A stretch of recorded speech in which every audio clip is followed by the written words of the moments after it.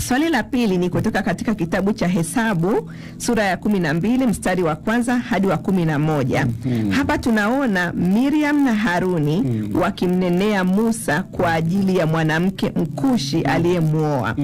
Kwa nini Miriam pekee ndiyo alipatwa na ukoma na Haruni hakupatwa wakati alimnenea wakati wakiwa wawili? Nitafurahi nikipata majibu, Mwalimu Isaya. Sawa sawa. Huyu anaitwa sasa mwenye haya maswali mawili ni Daniel A. Palanjo wa Kisongo. Swali yake yako yana namna nzuri sana. Inaonekana ni mtu anafikiria sana nje ya box. Mungu alimwadhibu Miriam tu kwa ukoma kwa sababu alikuwa ni mchochezi wa ukosoaji dhidi ya kiongozi mkuu ambaye alikuwa ni Musa. Ingawa Haruni alishiriki, lakini adhabu ya Miriam ilikuwa kali kama matokeo ya uasi wake ambao ulitokana na kiburi na wivu dhidi ya kiongozi aliyechaguliwa na Mungu. Kwa Haruni aliepushwa na adhabu ya kimwili ya ukoma. Ingawa pia alikabiliwa, isipokuwa hatia Miriam ilikuwa sababu kuu ya hasira ya Mungu. Kumbuka, ilikuwa ni familia. Tukumbuke hilo, ilikuwa ni familia ambapo watatu hao, wa kwanza alikuwa ni Miriam, wa pili Haruni, wa tatu ni Musa. Kwenye utaratibu wa kuzaliwa wa baba na mama, kwa sababu ni familia kabisa hii. Baba yao alikuwa anaitwa Imran, mama yao alikuwa anaitwa Yokebedi katika historia. Kwa hivyo, lakini Haruni anafuatia, maana ndo Haruni ndo mtu wa pili huyu, yule ni dada mkubwa. Lakini aliyechaguliwa kuwa kiongozi mkuu kuwaongoza wao alikuwa ni Musa ambaye ni kaka mdogo. Kaka mdogo, wana wamepishana hivyo. Lakini ilipofika mahali sasa amemuoa mwanamke Mkushi, yani Muafrika, Miriam alianza kuingiza wivu, huku akisingizia kuwa Mungu ameongea na Musa peke yake aoe mwanamke Mkushi? Mbona asiongee na sisi pia ni watumishi kama yeye? Alafu na kitu kingine, sisi ni wakubwa, kwa nini hajatushirikisha sisi kama familia? Kwa sababu huyu alikuwa ni mke wa pili ambaye Musa anamuoa. Maana alikuwa na mke wa kwanza anajulikana kama Sipora. Lakini huyu yeye hata jina lake halijatajwa. Maana ni hivi, wakati wakiwa safarini hivi wanaelekea sasa nchi ya ahadi, nabii wa Mungu akamuona Muafrika hapo yani ile tunasema kachanganyikiwa. Na kuchanganyikiwa kaamua unaoa kabisa. Yes. Kwa hiyo ikawa hivyo. Sasa Miriam alikuwa yeye ni nabii mwanamke stadi ambaye hakupata sifa nzuri, kwa sababu Mungu alipomuadhibu kwa kusema mawazo yake katika Hesabu. Sasa swali tunasema, tunapaswa kuamini kwamba alipaswa kunyamaza na kuto kuongea kama dada mkubwa wa familia? Yes, kama dada mkubwa. Sasa Miriam katika Torati, baada ya yote, hakuna chochote katika historia ya mwanamke huyu kinachoonyesha kuwa alikuwa muoga. Alikuwa ni mtu jasiri na anaweza kahoji popote. Unaona, na katika Agano la Kale Miriam ni mwaminifu na asiye na uoga, sawa na kiongozi jasiri kama vile aliyejaa huruma. Na ukumbuke, Miriam ndo aliokoa maisha ya mdogo wake huyu Musa kwenye kisafina kile. Kumbuke vizuri sana. Kwa hiyo it means mpaka wamefika kwenye umri huu wazazi hawapo. Wazazi walishafariki.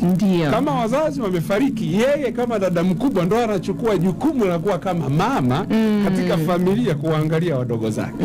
Sasa asihoji asihoji kuhusiana na kaka mdogo alichokifanya. Kwanza kaka mdogo ndio tumekuamini, wewe ni nabii wa Mungu, na wewe umekuja umetuambia Mungu amekataza sisi tusiende nje ya makabila mengine. Wewe mwenyewe tena unaenda kuoa kabila lingine.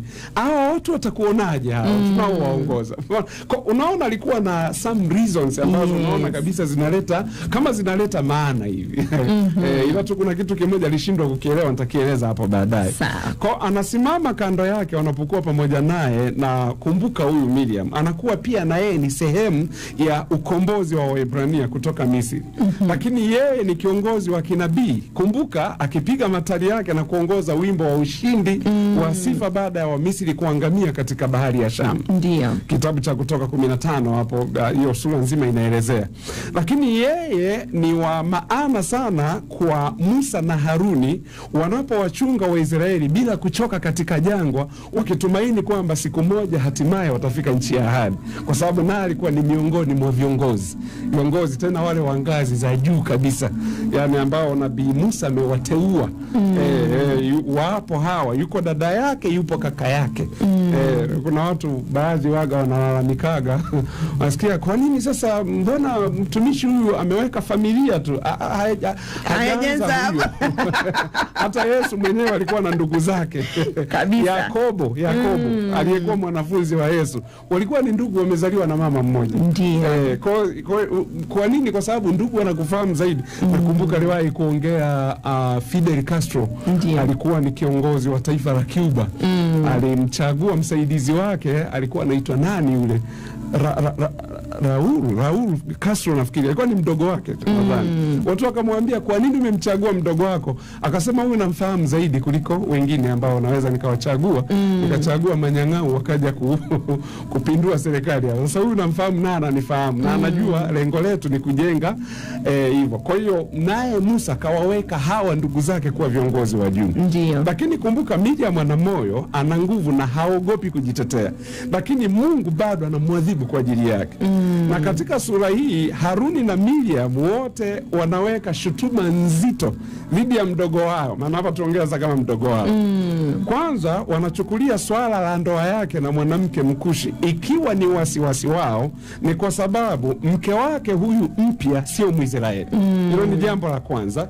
Au inawezekana kwa sababu nyingine, Biblia haijasema sababu gani wao waseme hivyo, lakini nafikiri sababu mojawapo ilikuwa tu ni ubaguzi wa rangi. Kwa sababu sasa kwa namna ambavyo hizo zilivyoendelea, alafu kisha wanaenda kwenye jambo la pili kuharibu zaidi. Je, Bwana amesema na Musa peke yake, kwa nini asiseme na sisi pia? Hapo ndio vurugu ilikuwa. Umeona, vurugu ndio ilianzia hapo. Na kichwa cha mhariri katika tafsiri ya Biblia moja inaitwa NRSV kinadhihirisha kwa uwazi nia ya Miriam na Haruni nyuma ya kumhoji kiongozi wao. Kumbuke, hapa sasa hakai kama familia, hakai kama mdogo wa familia, anakaa kama kiongozi mkuu. Lakini Haruni na Miriam wana wivu na Musa. Ingawa hata kama wivu ulichangia, je, ukosoaji wao haukuwa wa kweli pia? Je, kweli haikuwa sahihi kwamba Haruni na Miriam waliitwa kuongoza pamoja na Musa? Kwa sababu siku zote wakumbuka Mungu alikuwa anamwambia nabii wake, hebu mwambie Haruni hivi na hivi. Kuna wakati anamwambia, hebu njooni nyinyi wewe na Haruni. Alafu Biblia inasema wakati mwingine Mungu akawaongoza Haruni na Musa. Yaani ni viongozi wako pale. Kwa hiyo wakajiona na wao ni part of yani na wao pia wanaweza wakaleta maoni kwenye maono. Maono ya huduma. Lakini kwa upande mwingine, Hesabu sasa hiyo 12 inaonyesha kwamba Mungu hakufurahishwa na maswali mengi ya Miriam na Haruni. Ndio maana Mungu aliwaita kuwakemea vikali mno, akirudia hali ya Musa ya kupendelewa na kuwa huyu nimemchagua, nimefanya naye agano, na kuwakumbusha kwamba manabii wengi hata pamoja, maana Miriam alikuwa ni nabii na Haruni alikuwa ni kuhani. Na akawakumbusha kuwa manabii wengi mlionao pamoja na wewe Miriam, mimi nikiongea na nyinyi ni kwa njia ya ndoto na maono. Lakini sivyo kwa Musa, yeye huyu ni mshikaji wangu mimi. Tunapiga story na tunashauriana. Kwa sababu afika mahali inabidi Musa amshauri Mungu. Hebu sio binadamu wa kawaida. Na anamshauri Mungu na Mungu anasikiliza, anasema basi nimeuchukua huo ushauri, nitatendea kazi hilo jambo. Yaani mtu ambaye tayari wamewekana yani kwenye ushauri. Unafikiri Mungu alikuwa haoni kama Musa amempenda yule mwanamke Mkushi amuoe? Alikuwa anamuona. Na yeye akaona ni sawa kabisa. Na never know, pengine waliongea kabisa na mzee, mzee bwana, nimeona hii chombo hapa. Sasa inakuwa anambia, sasa mimi nakwambia nini? Pita nayo. Unaona? Kwa hiyo ikawa iko hivyo. Lakini sivyo, kumbuke Mungu anavyowaambia, anasema sivyo ilivyo kwa mtumishi wangu Musa, yeye ninasema naye uso kwa uso, wazi wazi, na si kwa mafumbo, na huyu umbo la Bwana yeye analijua. Yani sisi wakati tunamdefine Mungu katika taswira mbalimbali, sijui tunaona ni mzee fulani amekaa kwenye kiti, yeye Mungu nani, Musa yeye anamfahamu Mungu. Kwa sababu ni ndugu yake huyu, yani wanashauriana, na kuna maamuzi mengine yaliyokuwa yanafanyika sio Mungu ameamua, ni Nabii Musa ndo ameamua, alafu akamwambia Mungu akapitisha tiki. Kwa hiyo likawa liko hivyo. Sasa baada ya maelezo yote, ndipo linapokuja swali, kwa nini Miriam pekee anaadhibiwa na Haruni anaachwa wakati walishirikiana kumsema vibaya Musa? Ndio.